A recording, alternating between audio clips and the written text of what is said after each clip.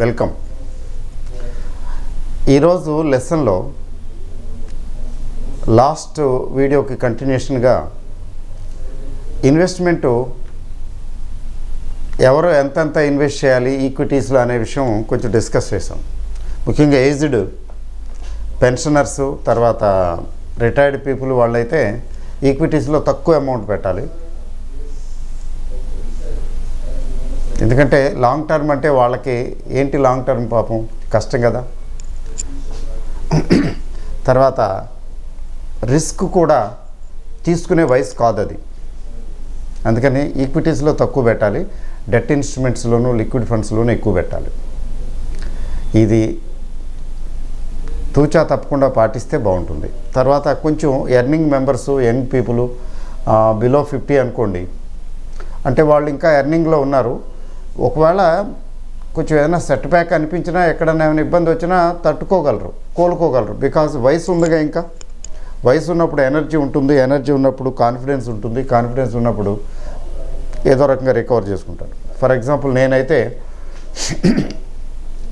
30sలో చాలా భయానకంగా నష్టపోయాను.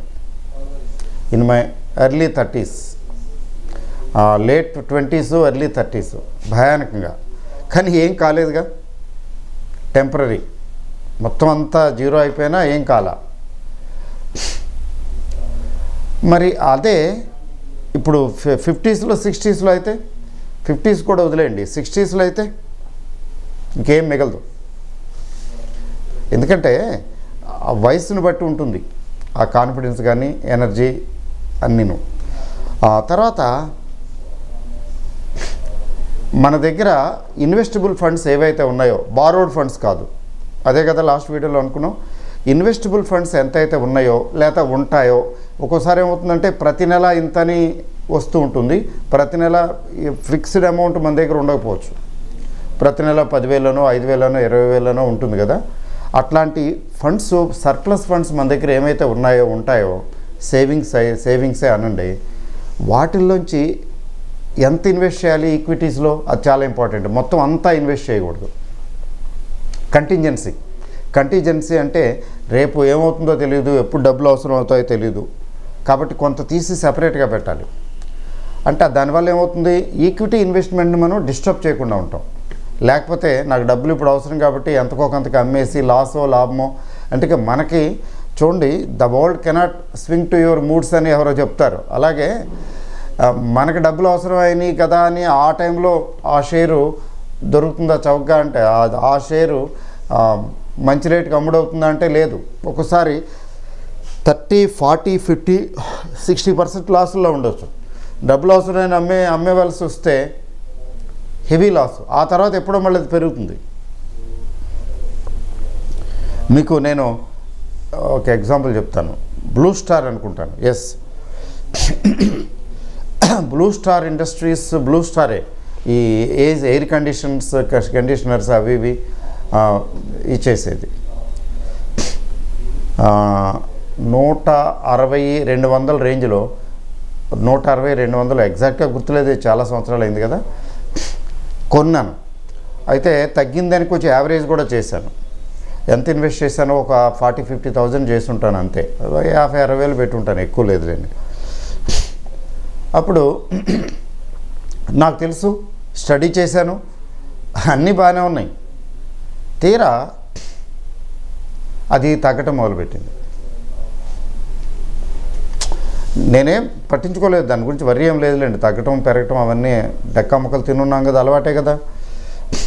అది చివరికి ఒకసారి ఏమైందంటే అనుకోకుండా నాకు కొంచెం ఇష్యూస్ వచ్చినాయి. కొంచెం మనీ పూల్ అప్ చేయవలసి వచ్చింది, డబ్బులు ఎక్కువ చేయవలసి వచ్చింది. డబ్బులు అవసరం కదా నీకు, ఏది అంటే ఇక కనిపించిన ప్రతిదీ అది ఇది అన్నీ తీసేసే పరిస్థితి ఉంటుంది కదా. అప్పుడు ఈ షేరు 60-70 రూపాయల్లో ఉంది, 60-80 రేంజ్లో ఉంది. 200-180 రేంజ్లో కొనుక్కున్న షేరు 60-80 రేంజ్లో ఉంది. కానీ నాకు డబ్బులు అవసరం చాలా వరకు. నాకు తెలుసు, దాని మీద నమ్మకం ఉంది, అంతా బాగానే ఉంది. కానీ అమ్మేయాల్సి వచ్చింది, అమ్మేశాను. అమ్మేసిన తర్వాత కొన్నాళ్ళ తర్వాత చూస్తే అది 300, 200, 250, 300 అలా పైకి. ఇప్పుడు ఎంత ఉందో ఎగ్జాక్ట్గా నాకు తెలియదు. అంటే నేను ఒరిజినల్గా కొన్న దాని మీద నాకు తెలిసి ఆల్మోస్ట్ డబుల్ అయింది. ఇంకా పెరుగుతుందో ఎక్కడుందో ఏ స్టేజ్లో తెలియదు. కానీ నేను ఉంచుకోకపోవటం వలన, డబ్బులు అవసరం రావటం వలన నష్టపోయాను కదా. అందుకని ఈక్విటీని నేను డిస్టర్బ్ చేయను అన్నట్లుగా ఉండాలి. ఎక్సెప్షనల్ కేసెస్లో ఎలాగో చేస్తామనుకోండి జనరల్గా. అందుకని కొంత అమౌంట్ ఎప్పుడు సెపరేట్గా తీసి పెట్టుకోవాలి. అంతా ఇన్వెస్ట్ చేయకూడదు. అంటే అంత మ్యాక్సిమం ఇన్వెస్ట్ చేస్తే మ్యాక్సిమం బెనిఫిట్ వస్తుంది కదా. చాలామందికి ఏంటంటే ఆశ అని నేను అన్నగానే హ్యూమన్ ఎలిమెంట్, అది ఆశ అనేది హ్యూమన్ ఎలిమెంట్. అది హ్యూమన్ బీయింగ్ నుంచి బయటికి తీయలేము. ఏదైనా ఫ్రీగా వస్తుందనుకున్నా లేదా కొంచెం అలా ఎక్కువగా వస్తుందనుకున్నా టెంప్టేషన్ ఉంటుంది. ప్రతి హ్యూమన్ బీయింగ్లో ఉంటుంది ఆ నేచరు కదా. స్టాక్ మార్కెట్లో మనం అర్థం చేసుకోవాల్సింది ఏంటంటే ఇక్కడ మ్యాక్సిమైజేషన్ కాదు, ఆప్టిమైజేషను. ఇక్కడ వస్తే మ్యాక్సిమం రావచ్చు కదా, కానీ మ్యాక్సిమం పోవచ్చు కూడా కదా.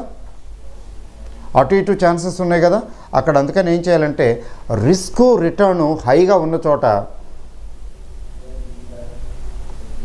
డైవర్సిఫై చేయాలి. రిస్క్ను డైవర్సిఫై చేయటం అంటే ఏంటంటే అంత మన దగ్గర ఉన్న డబ్బులన్నీ కూడా పెట్టకూడదు, కొంతే పెట్టాలి.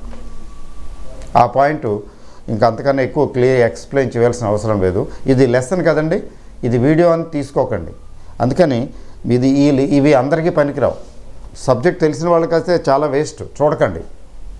ఇది బిగినర్స్కి, లెర్నర్స్కి, కొత్త వాళ్ళకి నేర్చుకునేందుకు ఉపయోగపడతాయి. అంటే నేను ఇందులో ఇన్వెస్ట్ చేశాను, పోయింది, లేదా అది కొన్నాను, ఇది కొన్నాను, ఎందుకు ఇలా జరిగింది, ఎందుకు ఇలా జరుగుతుంది అనుకున్న వాళ్ళకి, వాళ్ళ కోసమని ప్రత్యేకించి నష్టపోయిన వాళ్ళకి, నష్టపోతున్న వాళ్ళకి, ప్లస్ మార్కెట్ ఒడిదుడుకులు గురించి ఇన్వెస్ట్ చేయకుండానే ముందుగానే తెలుసుకోవాలనుకునే వాళ్ళకి, వాళ్ళ కోసమే ఇది, మిగిలిన వాళ్ళకి కాదు. అందుకని కొంచెం చాలా ఎలాబరేట్గా, డీటెయిల్గా సాగదీసి చెప్తుంటాను.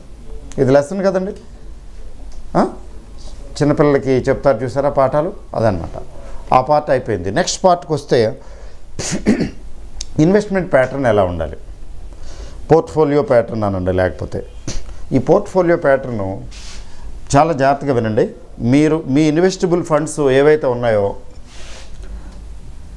For example investable amount, total amount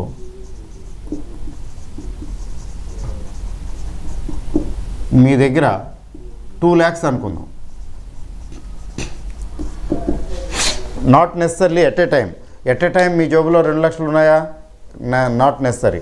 over a period of time, ఒక 6 monthsలో లేదా 1 yearలో నా దగ్గర ఇంత ఇన్వెస్ట్మెంట్ ఉంటుంది, అంటే ఇంత అమౌంట్ ఉంటుంది సర్ప్లస్. ఇప్పుడు అంత ఉండకపోవచ్చు. ఇప్పుడు ఎంప్లాయీస్, రెగ్యులర్ ఇన్కమ్ ఉండేవాళ్ళు ఏంటి, ప్రతి నెల యాడ్ అవుతూ ఉంటుంది కదా. అంటే ఇన్వెస్టబుల్ అమౌంట్ అంటే for a given period are ఇమీడియట్గా మీ చేతిలో ఉండొచ్చు, లేకపోతే ఫర్ ఏ గివెన్ పీరియడ్, ఒక 6 నెలలో, సంవత్సరం ఏదో మీరు అనుకుంటే ఆ పీరియడ్లోగా ఇంత ఉండొచ్చు అమౌంట్ అని. ఇట్లా ఉంటే ఓన్లీ జనరల్ కేసు తీసుకుంటున్నాను నేను స్పెషల్గా. 50% ఈక్విటీ షేర్లో ఇన్వెస్ట్ చేయండి. చెప్పిందే ఒకసారి మళ్ళీ రిపిటేషన్లోకి వస్తున్నాను. ఎందుకు రిపిటేషన్లో వస్తున్నాను? 10% ఇండెక్స్ ఫండ్లో పెట్టండి. ఇది ఈక్విటీ కదా. టోటల్ ఎంత అయిందండి? 60% అయింది. అంటే ఈక్విటీ ఇన్వెస్ట్మెంట్లో 60% కంటే ఇది వెళ్ళటానికి వీల్లేదండి, వెళ్ళకూడదు, అక్కర్లేదు కూడా. మీకు బాగా తెలిసి ఎక్స్పీరియన్స్ వచ్చిన తర్వాత మీ ఇష్టం వచ్చినట్టు. కొత్తగా డ్రైవింగ్ నేర్చుకోవటానికిను బాగా డ్రైవింగ్లో పండిపోయిన వాళ్ళకి తేడా లేదు. డ్రైవింగ్లో పండిపోయిన వాళ్ళకి అటు ఇటు ఎట్లానే తిప్పేసి ఎలానే వెళ్ళిపోతారు. మరి అంతగా డ్రైవింగ్ రాని వాళ్ళు జాగ్రత్తగా ఉండాలి కదా. కాబట్టి ఈక్విటీ గురించి వాటి గురించి తెలిసి బాగా పండిపోయిన వాళ్ళు 60, 70, 80, 90% పెట్టినా, ఎట్లా పెట్టినా పర్వాలేదు. సో ఇక్కడ 50% అంటే ఎంత? 1 lakh. నేను మామూలుగా మీ దగ్గర ఇన్వెస్ట్మెంట్ ఉంది అనుకుంటాను. అంటే 1 lakh రెడీగా ఉంది, దీన్ని డిస్టర్బ్ చేయాల్సిన పని ఉండదు, దీంతో ఇప్పట్లో అవసరం ఉండదు. అంతేకాకుండా మీకు 6 నెలలు సంవత్సరంలోగా ఈ డబ్బులు అవసరం అవుతాయి అనుకుంటే ఈక్విటీలోకి వెళ్ళనేకూడదు, డెట్ ఇన్స్ట్రుమెంట్స్లోనే పెట్టుకోవాలి, లేదంటే లిక్విడ్ ఫండ్స్లో పెట్టుకోండి, ఎప్పుడు కావాలంటే అప్పుడు తీసుకోవచ్చు. ఇంకా ఫిక్స్డ్ డిపాజిట్ చేసుకోండి, 6 నెలల సంవత్సరం కోసం ఏం కాదు.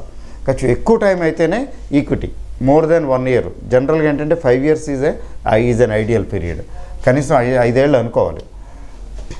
మీరు మ్యూచువల్ ఫండ్లో ఇన్వెస్ట్ చేసినా కూడా ఆ దృక్పథంతోనే చేయాలి, అప్పుడు బెటర్ రిజల్ట్ వస్తుంది. ఇప్పుడు చూడండి,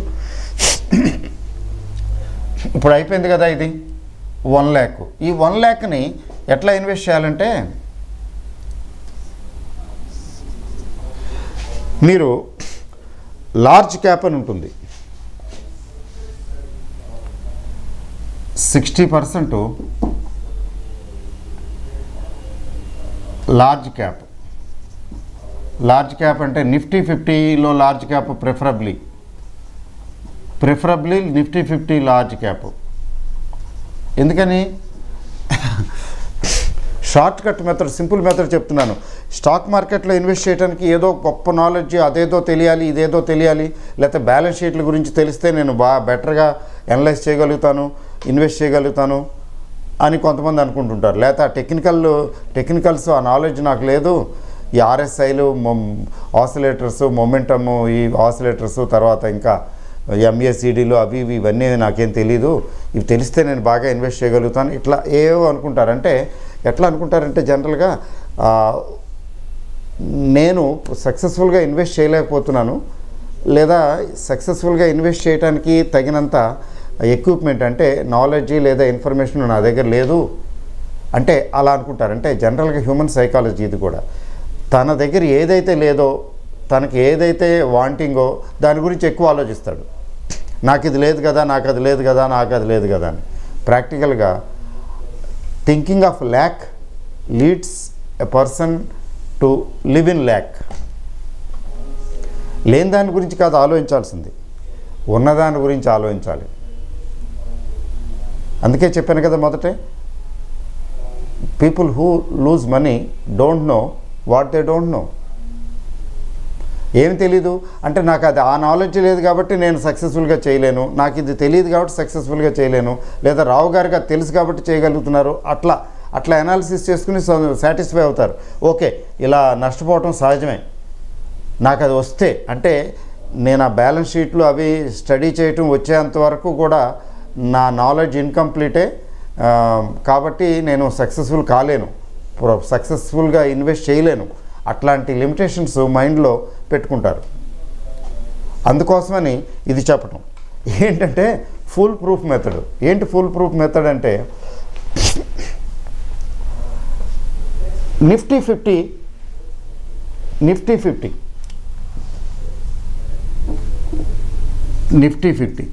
ఈ నిఫ్టీ 50 షేర్లు మొదట ఫస్ట్ 50 తీసుకోండి. ఫస్ట్ 50 ది బెస్ట్ అనే కదా సెలెక్ట్ చేయడం జరిగింది. ఎందుకు సెలెక్ట్ చేస్తాం? ది బెస్ట్ కాబట్టి. The first 50 are the best 50 and the next 50 are the next best 50. Total 100 Nifty తీసుకుంటున్నాను నేను. అదే సెన్సెక్స్ అయితే 30 తీశారు ఫస్ట్. నిఫ్టీ తీసుకుంటున్నాను. నిఫ్టీలో ఫస్ట్ 50 నెక్స్ట్ 50. ఇవన్నీ లార్జ్ క్యాప్లే, చిన్న చిన్న స్మాల్ క్యాప్స్ అక్కడ వరకు వెళ్ళవు. అంత అప్గ్రేడేషన్ పైకి వెళ్ళినవి, ఫిల్టర్ అయ్యి పైకి వెళ్ళినవి, వాటికి ప్రమోషన్ల మీద పైకి వెళ్ళినవి. అంత తేలిగ్గా ఓవర్ నైట్ అవ్వలేదు. అందుకని నిఫ్టీ 50 స్టాక్స్ చూడండి, వాటికి ఏమైనా సెట్ బ్యాక్స్ వస్తే, ప్రాబ్లమ్స్ వస్తే మళ్ళీ సాధారణంగా జనరల్గా తట్టుకోగలుగుతాయి, ఎక్సెప్షనల్గా కొన్ని పోతాయి. అవే చిన్న కంపెనీలకు వస్తే సెట్ బ్యాక్స్ ఫినిష్, గ్యారంటీ లేదు, అదనమాట. తర్వాత ఇవి లార్జ్ క్యాప్లో ఇన్వెస్ట్ చేయాలి.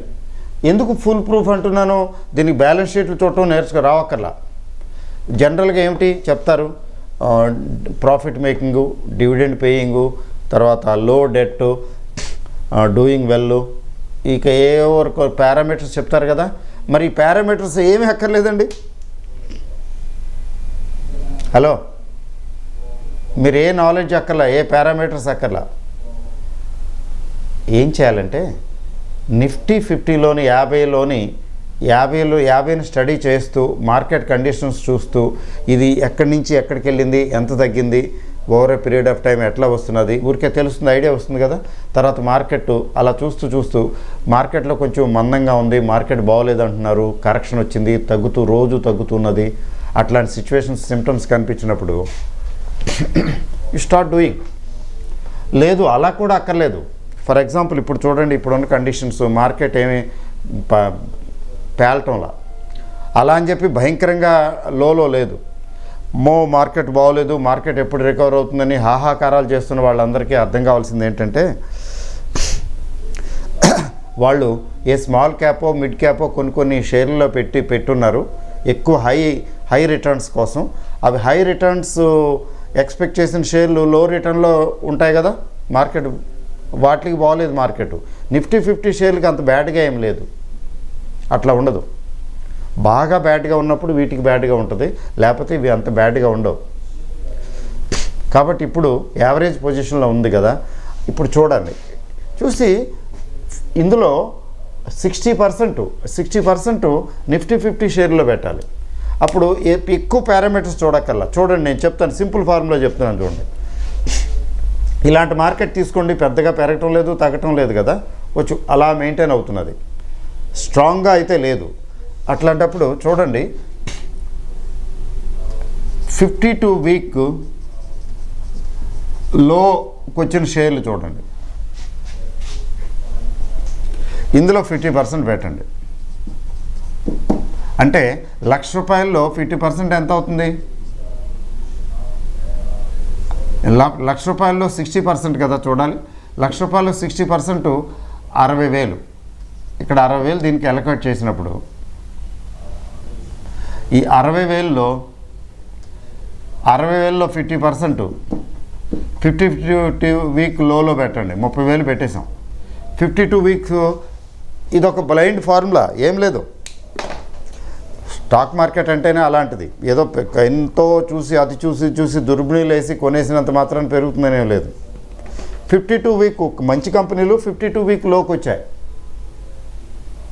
అది సైకిల్ ఉంటుంది కదా, ఆ సైకిల్లో ఎక్కడో కిందకు వచ్చాయి.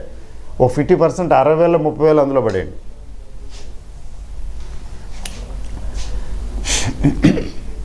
తర్వాత రెండో కేటగిరీ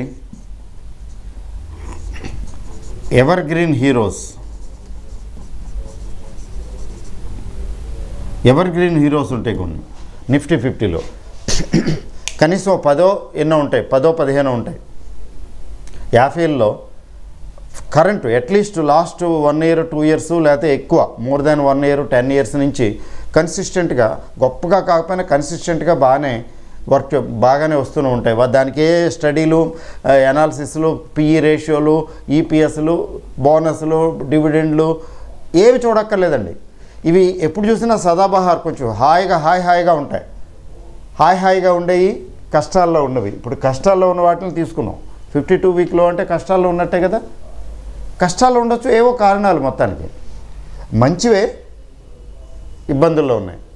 50% అక్కడికి వెళ్ళిపోయింది కదా. ఎవర్ గ్రీన్ హీరోస్ మీకు ఎట్లా చెప్తాను, మీకు ఎగ్జాంపుల్ చెప్తాను చూడండి. హెచ్డిఎఫ్సి ట్విన్స్ చూడండి, హెచ్డిఎఫ్సి ట్విన్స్ అంటారు. హెచ్డిఎఫ్సి ట్విన్స్ అంటే హెచ్డిఎఫ్సి బ్యాంక్ ఒకటి, హెచ్డిఎఫ్సి ఒకటి. అవి చూడండి ఆల్మోస్ట్ ఎప్పుడు ఎవర్ గ్రీన్ హీరోల్లా ఉంటాయి. అలాగే కొన్ని బజాజ్ ఫైనాన్షియల్, ఇప్పుడు బజాజ్ ఫైనాన్షియల్ సర్వీసెస్ కూడా వచ్చింది. బజాజ్ ఫైనాన్షియల్ సర్వీసెస్, అలా బహుశా బజాజ్ ఆటో, ఇట్లా కొన్ని చూడండి. అంటే చూడండి over a period of time last 2 years 3 years 4 yearsలో ఈ పర్టికులర్ కంపెనీలో ఎంత గ్రోత్ వచ్చింది, ఇది కన్సిస్టెంట్గా వచ్చిందా, మధ్యలో ఏమైనా ఇబ్బంది అయిందా. కొంచెం కన్సిస్టెంట్గా almost doing very well. Market వీక్గా ఉన్నప్పుడు తప్ప మిగిలిన సందర్భాల్లో బాగానే ఉంది. అంటే ఓవరాల్గా బాగానే వస్తున్నది, పెద్దగా రాకపోయినా ఓవరాల్గా బాగానే వస్తున్నది అనిపించే కంపెనీలు. అట్లా ఒక 10-12 కనీసం దొరుకుతాయి, అట్లీస్ట్ 10-15 దాకా దొరుకుతాయి. అందులో మిగతా 50% పెట్టండి. చూడండి ఈ ఫార్ములా.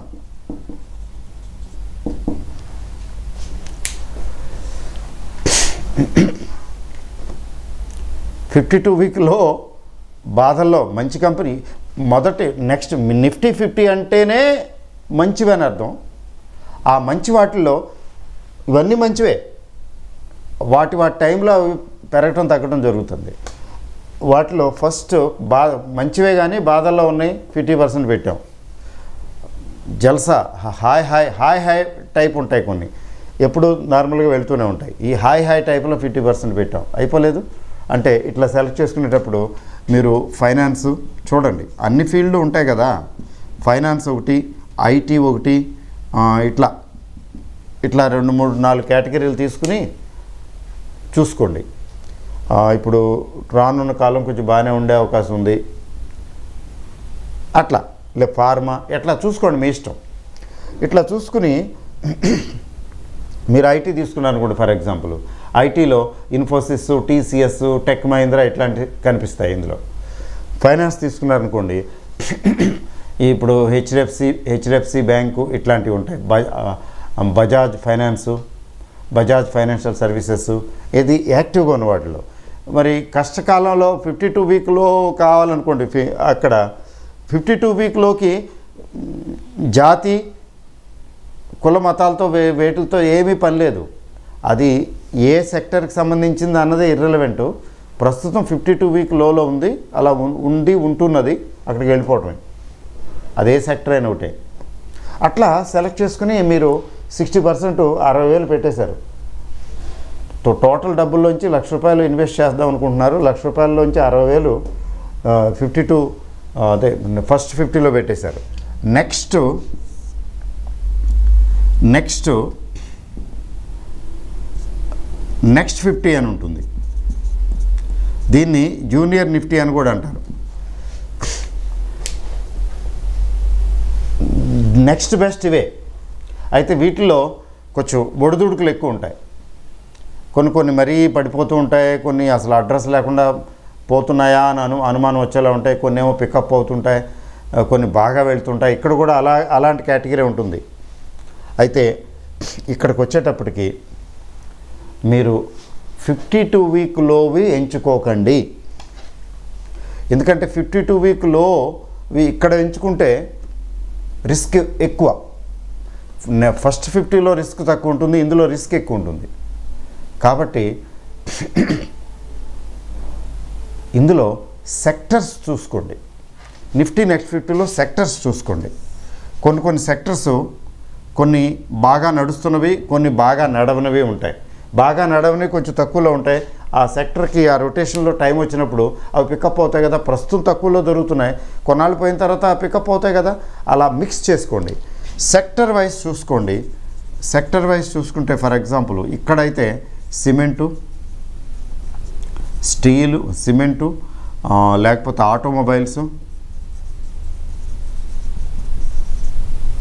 ఇట్లా ఐటీ, ఇట్లా ఏమైనా ఉంటే కొన్ని సెక్టర్స్ చూసుకుని, ఆ తర్వాత కన్జ్యూమబుల్స్, ఎఫ్ఎంసీజీ అంటాం కదా, ఫాస్ట్ మూవింగ్ కన్జ్యూమర్ గూడ్స్, ఇట్లా కొన్ని సెక్టర్లు చూసుకుని అందులో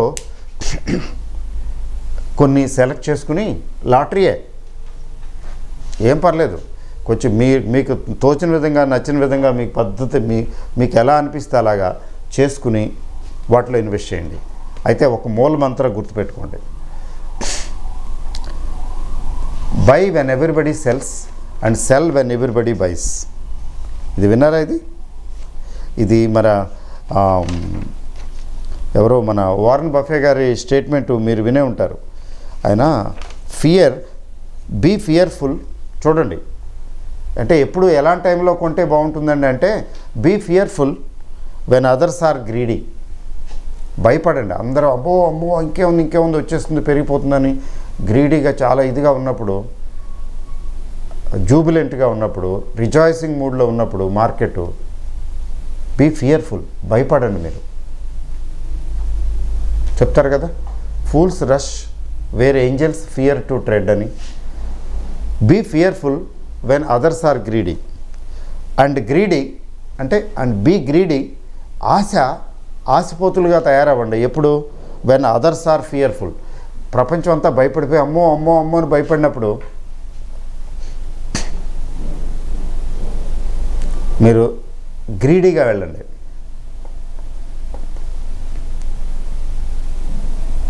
ఇది నేను ఒకసారి 2 సార్లు కాదు, చాలా సందర్భాల్లో చాలా కాలంగా ఈ ప్రిన్సిపల్ అప్లై చేస్తూ ఉన్నాను తూచా తప్పకుండా.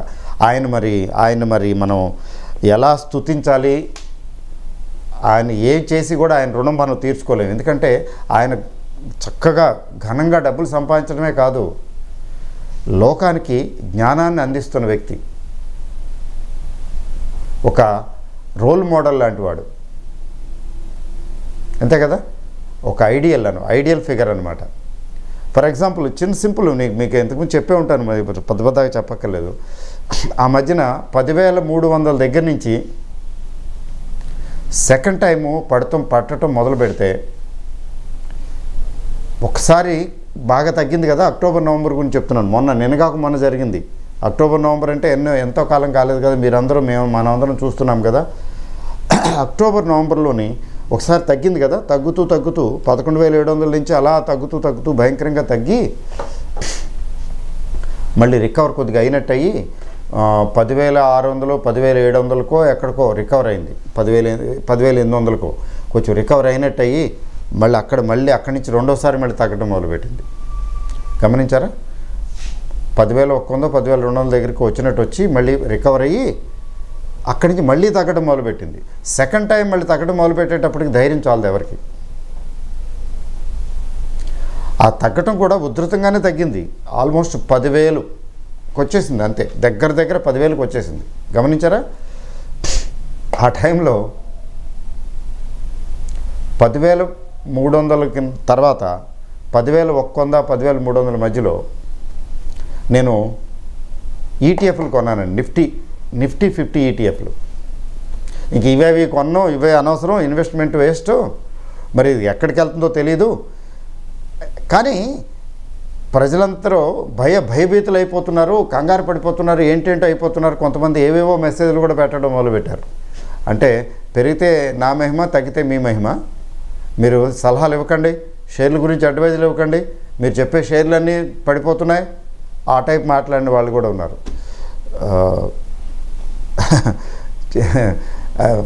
Father forgive them for they know not what they do అని చెప్తారు కదా, జీసస్ గురించి చెప్తారు కదా. Father forgive them for they know not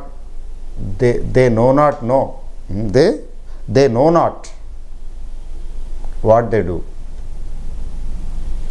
అదే పెద్ద కొటేషన్ ఉంది కదా బైబిల్లో, famous statement, for they know not what they do. అప్పుడండి ఇంకా అట్లా కాదు, ఏదైతే అదో ఏం పర్లేదులే, అందరూ ఎక్కువ భయపడుతున్నారు కదా అని చెప్పి నేను మ్యాక్సిమము ఈటీఎఫ్లో పెట్టానండి. అయితే నిఫ్టీ 50, నిఫ్టీ నెక్స్ట్ 50, నిఫ్టీ 50లో ఎక్కువ పెట్టా. ఎందుకని? నిఫ్టీ 50 బాగా తగ్గింది కదా, రికవర్ అయినప్పుడు కూడా ముందు రికవర్ అయ్యేది నిఫ్టీ 50నే, మిగిలినవి తర్వాత రికవర్ అవుతాయి. మొన్నే ఈ మధ్యనే 11,000 వచ్చింది కదా, 11,000 ఆ రేంజ్కి వచ్చినప్పుడు లేపేసి అంతే. అంటే ఊరికే టెంపరీగా parking, I parked my funds, temporary parking of funds. నేనేదో సీరియస్గా అదేదో ఇన్వెస్ట్ చేసి ఉంచి ఏదో అట్లా చేయాలనే ఉద్దేశం కాదు. నాకు తెలుసు ఏదైతే అది అవుతులే పోనీ అని చెప్పి పడేశాను అనమాట. 7 to 8% ప్రాఫిట్ వచ్చింది దాదాపు, 7 to 8%. పెద్ద ఏం కాదు, 7% గొప్ప ఏం కాదులేండి. ఏదైనా ఒక సింగిల్ షేరు జాగ్రత్తగా కొనుక్కుని ఉంటే ఆ డౌన్లో కొనుంటే ఇంకా అంతకన్నా ఎక్కువ పెరుగుండి ఉండేదేమో. అలా చాలా ఉన్నాయి కదా అలా పెరిగినవి. ఆ టైంలో కొన్నవి 10, 15, 20% పెరిగినవి ఉన్నాయి. అది వాటికి అన్సర్టనిటీ ఎక్కువ కదండి, దీనికి కొంచెం ఎక్కువ సర్టనిటీ ఉంటుంది కదా. So be greedy when others are fearful. ఇప్పుడు నేను ఖాళీ చేసి కూర్చున్నా అంతే, సరదాగా పెట్టాను తీసేసాను అంతే. అందువల్ల ఏంటంటే ఇన్వెస్ట్మెంట్కి ఎప్పుడు కూడాను ఎంట్రీ పాయింట్ జనరల్గా మార్కెట్ తగ్గుతూ ఉన్నప్పుడు. ఫర్ ఎగ్జాంపుల్ చూడండి, లాస్ట్ 4-5 డేస్ 4-5 సెషన్స్ నుంచి వరుసనే తగ్గుకుంటూ వచ్చింది మార్కెట్ అనుకుందాం. లాస్ట్ 4-5 సెషన్స్ ప్రతిరోజు తగ్గుకుంటూ వచ్చింది అంటే ఎక్కడో చోట బాటమ్ అవుట్ అవుతుంది కదా. అక్కడ కొంచెం కంగారు పడేవాళ్ళు, భయపడేవాళ్ళు కనపడతారు. టెంపరీ షార్ట్ పీరియడ్కి, అంటే ఓవరాల్గా చెప్పట్లేదు, షార్ట్ పీరియడ్లో, అంటే షార్ట్ టైము ఇది ఉంది కదా ప్యానిక్ సిచ్యువేషను, అట్లాంటప్పుడు భయపడకుండా కొనాలి. ఎందుకని నేను లిస్ట్ రాసి పెట్టుకున్నాను, చూస్తున్నానని. ఎందుకని అంటే తగ్గినప్పుడు కాకపోతే ఎప్పుడు పెరిగినప్పుడు కొంటామా? అది జనరల్గా ఎట్లా చేస్తారు, పెరిగింది మళ్ళీ మర్నాడు పెరుగుతుంది, ఇంకా మర్నాడు కాస్త పెరిగితే అబ్బో ఇంకా మార్కెట్ ఇంకా ఆగదు, ఇంకా పెరిగిపోతున్నది, నేను మిస్ అయిపోతాను, అది మిస్ అయిపోతాను, ఇది మిస్ అయిపోతాను అని కంగారు ఎదురెళ్ళి కొనటం. అదేదో ముందు చేయాలి కానీ, ఫస్ట్ డేనో సెకండ్ డేలో చేయాలి కానీ, తీరా పెరిగి వెళ్ళిన తర్వాత అక్కడికి వెళ్ళి కొనుక్కుని తర్వాత ఎప్పుడైనా మళ్ళీ అది తగ్గుతుంది, తగ్గిన తర్వాత అయ్యో నేను పీక్లో కొన్నట్టున్నానే, ముందేమో అది ఇంకా అందదు, నాకు దొరకదు, తొందరగా సాధ్యమైన తొందరగా కొనేసుకోవాలని చెప్పి ఎగబడతాం. అది 67 ఉంది ఫస్ట్, మీకు ఎగ్జాంపుల్ చెప్తాను ఊరికి. 67 చూస్తాం, మళ్ళీ 71కి వెళ్ళిపోతుంది, చూసాము 73, 77కి వెళ్ళిపోయింది. ఇంక ఇది అందదరా బాబు, ఇది ఇక అయిపోయింది, ఇంకా నువ్వు కొనకపోతే కుదరదు అని చెప్పి 77 దగ్గర ఎంటర్ అవుతాం. 77, 78 దగ్గర అది వెళ్తుంది, 80, 82కి వెళ్తుంది. వెళ్ళొచ్చు, ₹1-2 ఇక్కడ అమ్మం కదా. 80, 82కి వెళ్తే వెంటనే అమ్మేస్తామా? అమ్మం. ఇంకా పెరుగుతుందని కదా ఆలోచిస్తాం. అదేం చేస్తుంది, మెల్లిమెల్లిగా మళ్ళీ 65కి వస్తుంది, 1 fine day తగ్గటం మొదలవుతుంది. అయినా మనం అమ్మం కదా. లేదు, గుంటె దిట్టవి చేసుకుని చెప్పుకుంటాం, మనం చెప్పుకుంటాం, లాంగ్ టర్మ్ ఇన్వెస్ట్మెంట్లో ఇది తగ్గితే తగ్గిందిలే, దాన్ని చేసేదేం లేదు, లాస్ బుక్ చేసేదేం లేదు. అంటే నేను లాస్ బుక్ చేయమని చెప్పడం లేదు, జనరల్గా చెప్తున్నా. అలా వచ్చి 65కి అంటే ఏమిటి, అప్పుడేం ఆలోచిస్తామో తెలుసండి, నేను పీక్లో కొన్నాను, ఇది 77 చాలా పీకు, వెయిట్ చేసి ఉండాల్సింది అని, కొంటే ఇక్కడ కొని ఉండాల్సింది, లేకపోతే వదిలేయాల్సింది అని తర్వాత జ్ఞానోదయం అవుతుంది, ముందు ఉండదు. అందుకని రైట్ టైం టు బై అనేది చాలా అంత కష్టం, చాలా ఈజీ జాబ్ ఏం కాదు. It's not easy, but blind rule అంటే ఫుల్ ప్రూఫ్ సిస్టమ్ ఏంటంటే, ఎప్పుడైనా కొనాలనుకున్నప్పుడు మార్కెట్ పడుతున్నదా పెరుగుతున్నదా, మార్కెట్ పడుతున్నది పర్టికులర్గా నేను నా రేడార్లో ఉన్నటువంటి షేర్ పడుతున్నదా పెరుగుతున్నదా అది చూసుకుంటామే. ఈ particular share okay, for example Petronet LNG.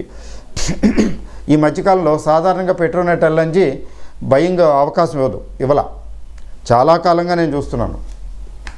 2016, 2017లో అయితే ఎట్టి పరిస్థితులు ఏమి ఇవ్వాల. ఎందుకని ఇవ్వలేదంటే ఏంటి, ₹3 పెరగటం, ₹2 తగ్గటం, మళ్ళీ ₹5 పెరగటం, ₹3 తగ్గటం.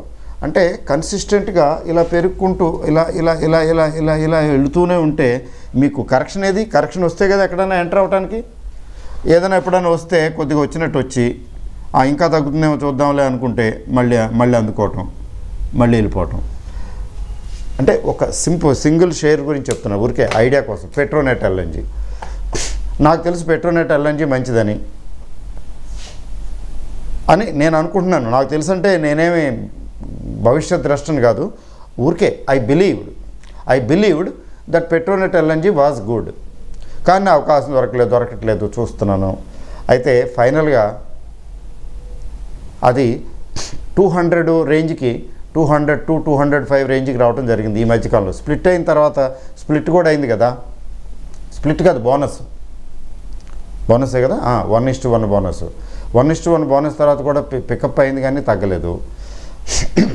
అయితే ఈ మధ్యకాలంలో నేను 202, 205, 210 ఆ రేంజ్ చూశాను. లాస్ట్ 6-7 monthsలో ఇలా వచ్చింది మధ్యలో. ఎంత గొప్ప షేర్ అయినా ఎప్పుడొకప్పుడు ఎక్కడో చోట వస్తుంది. నేను కొనలేదు. ఎందుకని కొనలేదు అంటే, ఏంటి అట్లా ఉంటే ఏం కొంటాం అని కొనలేదు. కానీ ఇట్లా ఎప్పుడైతే వచ్చిందో 2-3 సార్లు నేను కొన్నాను. మధ్యలో ఒకసారి కొంచెం ఆఫ్లోడ్ చేసి కొంచెం ప్రాఫిట్ బుక్ చేసి కూడా చేసినట్టున్నాను, గుర్తులేదు. అంటే కొంచెం ఒకసారి అట్లా చేస్తుంటాం, చాలే ఇంకొంచెం తీసేద్దాం, కొంచెం తగ్గిద్దాం అనుకుంటే తగ్గిస్తుంటాం, పూర్తిగా తీసేయం. సో అట్లా buying is an art. Buying is a great art. ఆ ఆర్ట్ డెవలప్ చేసుకోవాలి. సో ఇదొకటి. అట్లా ఏదైనా ఒక షేరు గమనించటమే, అది బాగా తగ్గింది పర్వాలేదు అనుకుంటే అప్పుడు కొంచెం కొనటం, లేకపోతే చూడటమే తమాషా. పోతుంది, కొన్ని అందకుండా పోతాయి, పోనవటమే. టెంప్టేషన్ అయిపోకూడదు, అమ్మో ఇంక ఇది పెరిగిపోద్ది, నాకు అందదో, ఇప్పుడు కావచ్చు ఇంకెప్పుడు కొంటాను, కొనేసి పడేస్తాను అని ఉండకూడదు.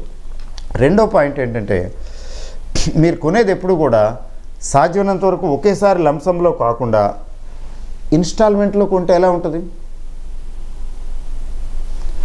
ఒకసారి 202, 205కి వచ్చింది, ఏదో ఎందుకు వచ్చిందో వచ్చింది, అప్పుడు కొంత కొన్నారు, తర్వాత మరి రాలేదు, వదిలేయండి.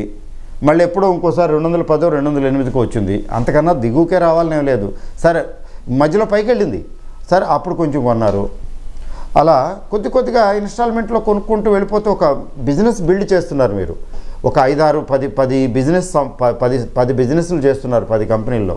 అలా ఇప్పుడు ఇందులో కొంత ఇన్వెస్ట్ చేస్తున్నాను, ఇప్పుడు ఇందులో కొంత ఇన్వెస్ట్ చేస్తున్నాను, ప్రస్తుతం ప్రశాంతంగా కూర్చున్నాను, బ్యాంకులో పెట్టుకున్నాను, నేను ఖర్చు పెట్టడం లేదు, నేను తీయటం లేదు, I'm not going to add further, అవి ఏమైనా తగ్గితే కరెక్షన్ వస్తే చూస్తాను, ఆ టైపు యాటిట్యూడ్ రావాలి. అమ్మో ఇప్పుడు కొనకపోతే నా దగ్గర బోల్డ్ డబ్బులు ఉన్నాయి, ఇప్పుడు కొనకపోతే పైకి వెళ్ళిపోతాయేమో, అందవేమో, అది కాకపోతే ఇంకొకటి కొన్ని అందవు, పోనివ్వటమే, ఆ యాటిట్యూడ్ డెవలప్ చేసుకోవాలి. సో ఇట్లా ఏంటంటే 60% ఏం చేయాలి, అదే 60% నిఫ్టీ 50 ఇందులో ఇన్వెస్ట్ చేసుకుంటే ఇక దీనికి ఏది ఫండమెంటల్స్ అవి ఏదో పెద్దగా మీరు స్టడీ చేయవలసిన అవసరం ఉండదు. No fundamentals business. ఇక ఇవన్నీ ఫండమెంటల్స్ మంచివే కాబట్టే అక్కడ ఉన్నాయి టాప్లో, కామన్ సెన్స్. కాబట్టి ఇంకా ఏం స్టడీ చేయక్కర్లా, బ్యాలెన్స్ షీట్లు, పెర్ఫార్మెన్స్లు ఏం అక్కర్లా. ఓకే, తర్వాత మిగిలింది నిఫ్టీ నెక్స్ట్ 50 అయిపోలేదండి. మీకు 60% ఏమో లార్జ్ క్యాప్లో పెట్టారు, అది నిఫ్టీ 50లో, మిగతా నెక్స్ట్ 50లో మిగతా 40% పెట్టారు. సరిపోలేదు, అయిపోయింది. లేదు మీరు కావాలనుకుంటే ఇంకొంచెం తగ్గించి కొంత మ్యూచువల్ ఫండ్లో పెట్టేయండి,